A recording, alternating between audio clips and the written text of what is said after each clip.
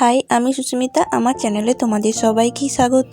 আজকে আমি তোমাদেরকে বানিয়ে দেখাবো আলুর পেঁয়াজির রেসিপি, যেটা কিন্তু খুবই কম সময়ের মধ্যে বানিয়ে নিতে পারবে আর খেতেও কিন্তু দুর্দান্ত লাগে। আশা করি তোমাদের রেসিপিটা ভালো লাগবে। চলুন রেসিপিটা শুরু করা যাক।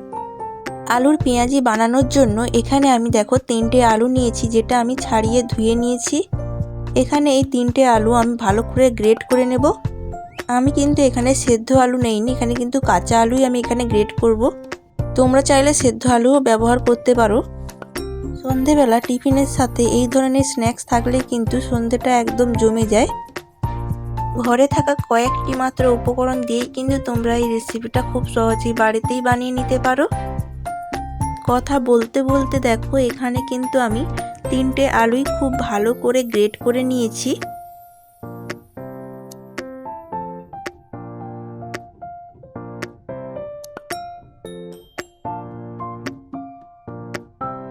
এবার এই আলু থেকে জল ভালো করে নিগড়ে বের করে নেব।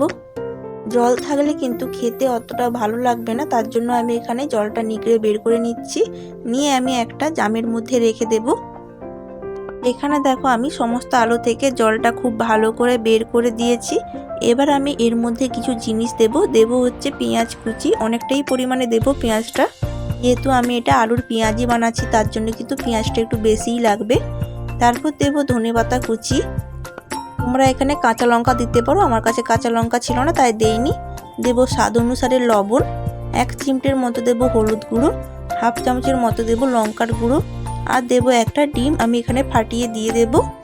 ডিমটা দিলে স্বাদটা আরেকটু ভালো আসে, তোমরা চাইলে এখানে ডিমটা নাও দিতে পারো। এবার আমি দিয়ে দেব 1 চামচের মতো চালের গুঁড়ি, আর দেব 3 চামচের মতো বেসন। এবার আমি এগুলো খুব ভালো করে মাখিয়ে নেব। এখানে কিন্তু আমি কোনো রকম জল দেব না, জল ছাড়াই এটা খুব ভালো করে মাখিয়ে নেব।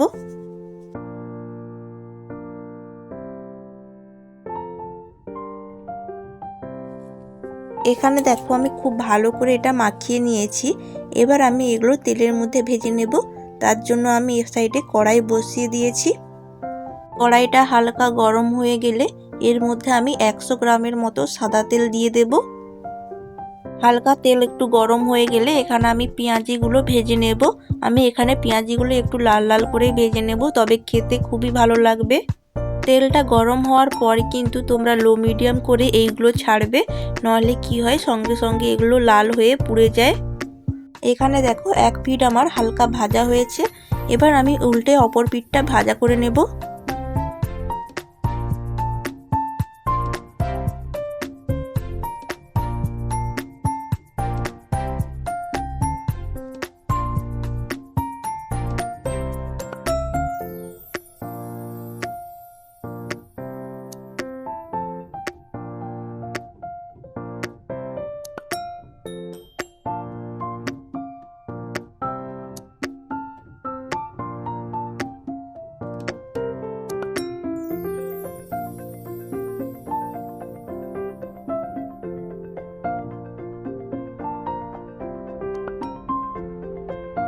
এখানে কিন্তু পকোড়াগুলো আমি খুব লাল করে ভাজা করে নিয়েছি। এবার আমি উল্টে পাল্টে এগুলো তুলে নেব। নিয়ে আমি একটা প্লেটের মধ্যে রেখে দেব।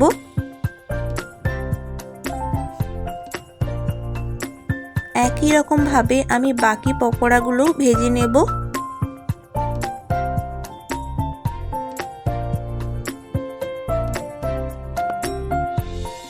একবার হলেও তোমরা এটা ট্রাই করো বাড়িতে, খেতে কিন্তু খুবই ভালো হয়। আর এটা কিন্তু কেউ বুঝতেই পারবে না তোমরা এটা আলু দিয়ে বানিয়েছো। আর আজকের রেসিপিটা যদি তোমাদের ভালো লাগে অবশ্যই কমেন্টে জানাতে ভুলবেন না। আর লাইক করবেন, শেয়ার করবেন এবং সাবস্ক্রাইব করে পাশে থাকবেন। আর পাশে থাকা বেল আইকনটি অবশ্যই প্রেস করে দেবেন, তবে আমার পাঠানো সমস্ত ভিডিওর নোটিফিকেশান সবার আগে তোমাদের কাছে পৌঁছে যাবে। এবার আমি এগুলো ভালো করে লাল লাল করে ভেজে নেব।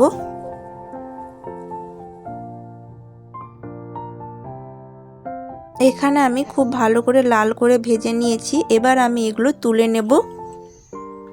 এগুলো কিন্তু একটু লাল করেই ভাজতে হবে, খেতে কিন্তু অনেকটাই ভালো হয়, অনেকটাই ক্রিস্পি হয়। এখানে দেখো ভাজা হয়ে গেছে। এবার আমি প্লেটের মধ্যে নামিয়ে নেব। তো আজকে আমার তৈরি হয়ে গেছে আলুর পেঁয়াজি রেসিপি, খুবই সহজে বাড়িতে থাকা কয়েকটি উপকরণ দিয়ে। তো আজকের মতো এখানেই, দেখা হচ্ছে অন্য কোনো রেসিপি নিয়ে। সবাই ভালো থাকবেন, সুস্থ থাকবেন এবং সাবধানে থাকবেন। Thanks for watching guys, by.